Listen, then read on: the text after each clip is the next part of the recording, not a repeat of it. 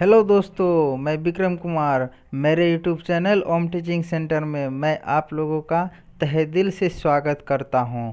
तो चलिए, आज मैं आप लोगों को इतिहास के बारे में वह महत्वपूर्ण जानकारी देंगे जो आपको हर एग्ज़ाम में कम से कम एक या दो क्वेश्चन ज़रूर पूछे जाते हैं। तो चलिए देखते हैं कि आज मैं बताऊंगा कि आपने तो वंश के बारे में जानते हैं, पर मैं एक ऐसा वंश बताऊंगा जो वंशों में वंश मुगल वंश के बारे में इस तरह से बताऊंगा जो कि हर एग्ज़ाम में पूछे जाते हैं।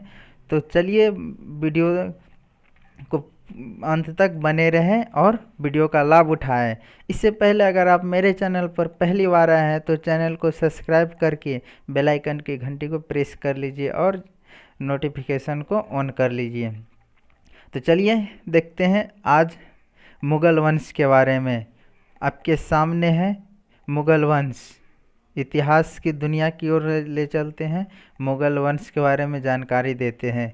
तो क्या है, मुगल वंश के संस्थापक बाबर थे और बाबर की पूरी कहानी आपको बताएंगे जन्म से लेकर मृत्यु तक। तो वीडियो के अंत तक बने रहे। तो मुगल वंश के संस्थापक कौन थे? बाबर थे। बाबर क्या थे? बाबर एक सुन्नी मुसलमान थे। तो मैं बता दूं, बाबर एक सुन्नी मुसलमान थे और बाबर का जन्म कब हुआ था? बाबर का जन्म 1483 ईस्वी में हुआ था। चलिए आगे बाबर के बारे में पहले बाबर को देख लेते हैं। बाबर थे कैसे? देखिए, यह बाबर का फिगर है। ऐसे ही थे बाबर, ऐसे ही दिखते थे। तो चलिए इसके बारे में पूरा डिटेल से बताता हूँ कि बाबर क्या है, अपने जीवन काल में क्या किए हैं। तो मैं बता दूं, बाबर का जन्म कहाँ हुआ था? बाबर का जन्म फरवरी 1483 ईस्वी में हुआ था। इसके पिता का नाम था उमर शेख मिर्ज़ा।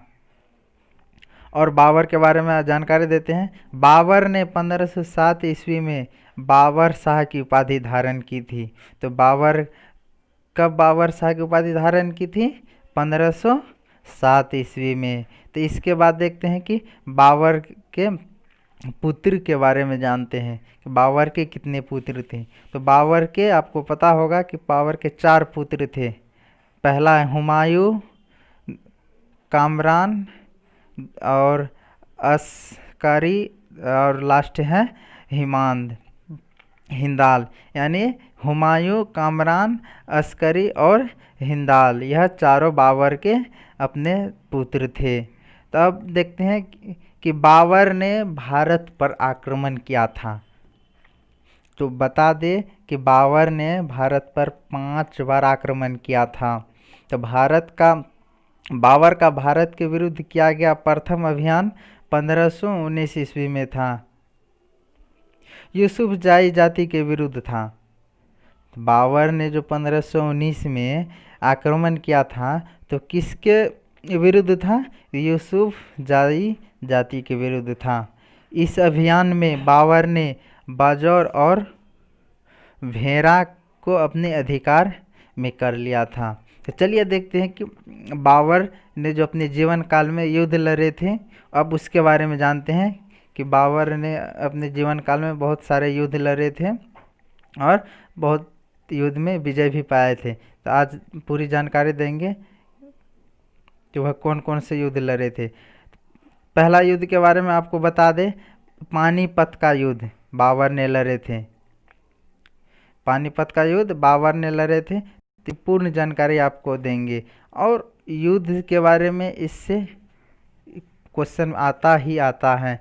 चलिए, पानीपत का प्रथम युद्ध में बाबर ने पहली बार तुगलमा युद्ध नीति एवं तोपखाने का प्रयोग किया था। तो बाबर ने पहली बार जो है पानीपत के युद्ध में किसका प्रयोग किया था? तुगलमा युद्ध नीति एवं तोपखाने का प्रयोग किया था। तो इसमें देखो क्या है, उस्ताद अली एवं मुस्तफ़ा बाबर के 2 प्रसिद्ध निशानेबाज थे जिसने पानीपत के प्रथम युद्ध में भाग लिया था। तो देखते हैं कि पानीपत के प्रथम युद्ध कब हुआ था, तो इसका जानकारी देंगे। सब बाबर के सभी युद्ध के बारे में देखते हैं। पानीपत का प्रथम युद्ध बाबर और किसके किसके बीच हुआ था? इब्राहिम लोदी और बाबर के बीच पानीपत का प्रथम युद्ध हुआ था। और कब हुआ था? 21 अप्रैल 1526 को। परिणाम क्या हुआ? यानी परिणाम विजेता बाबर ने विजय प्राप्त किया। किस पर? इब्राहिम लोदी पर। नेक्स्ट है खनवा का युद्ध। बाबर ने खनवा का युद्ध कब लड़ा था? 17 मार्च 1527 में। किसके किसके बीच? राणा सांगा और बाबर के बीच खनवा का युद्ध हुआ था। और इसमें विजय कौन थे? बाबर विजय हुए थे। चलिए नेक्स्ट देखते हैं बाबर के युद्ध के बारे में। चंदेरी का युद्ध। चंदेरी का युद्ध कब हुआ था? 29 जनवरी 1528 में। किसके किसके बीच हुआ था? मेदिनी राय एवं बाबर के बीच। और इसमें भी बाबर विजय हुए थे। और एक युद्ध है बाबर ने लड़े थे, घाघरा का युद्ध। वह कब लड़े थे? 6 मई 1529 ईस्वी में बाबर ने घाघरा का युद्ध लड़े थे, कि अफगानों एवं बाबर के बीच लड़ा गया था। इसमें भी बाबर की विजय हुआ। तो इस और जानकारी देखते हैं। पूरी जानकारी देख लिए बाबर की पूरी युद्ध के बारे में, कि बाबर कौन कौन युद्ध किसके साथ लड़े और कब लड़े। युद्ध से क्वेश्चन पूछते ही हैं, इसलिए हमेशा समझाते हुए आपको बताता हूँ। और नेक्स्ट है बाबर को अपनी उदारता के लिए कलंदर की उपाधि दी गई। बाबर को अपनी उदारता के लिए कलंदर की उपाधि दी गई थी। खानवा युद्ध में विजय के बाद बाबर ने गाजी की उपाधि धारण की थी। और 30 जनवरी 1528 ईस्वी को जहर दे देने के कारण राणा सांगा की मृत्यु हो गई। तो राणा सांगा के साथ बाबर ने युद्ध कब लड़े थे? खनवा का युद्ध 17 मार्च 1527 में। ये यहाँ है, खनवा का युद्ध लड़े थे ना। खनवा का युद्ध है राणा सांगा और बाबर के बीच 15 मई मार्च 1527 में लड़ा गया था। उसके बाद देखते हैं और जानकारी। करीब 48 वर्ष की आयु में 26 दिसंबर 1530 ईस्वी को आगरा में बाबर की मृत्यु हो गई। बाबर की मृत्यु कब हुई? 26 दिसंबर 1530 ईस्वी में को आगरा में हुई। जब उसकी मृत्यु हुआ था तो उसका उम्र कितना था? वह 48 वर्ष का था।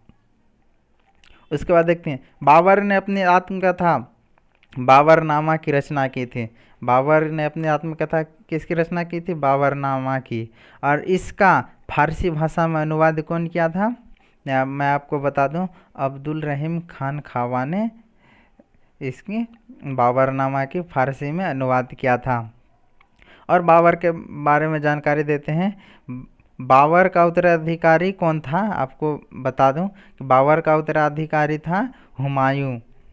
बाबर के मृत्यु के बाद उसका उत्तराधिकारी बन गया हुमायूं।